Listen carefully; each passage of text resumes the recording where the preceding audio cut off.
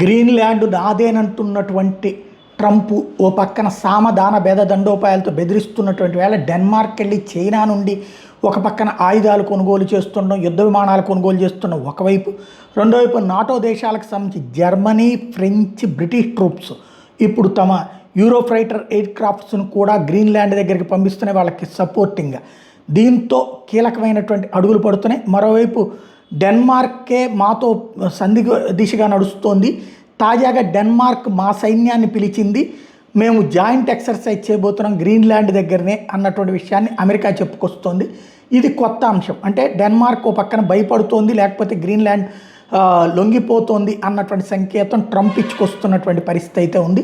మరోవైపు NATO, Europe దేశాలు మాత్రం అమెరికా వైఖరిని ఏమాత్రం ఒప్పుకోవట్లేదు. నువ్వు నాటోకి రక్షణగా నిలవాల్సినోడు నువ్వే భక్షించేస్తే ఎట్లా అన్నటువంటి పాయింట్ని ప్రధానంగా ప్రొజెక్ట్ చేసుకుంటూ వస్తున్నటువంటి పరిస్థితి అయితే కనబడుతోంది.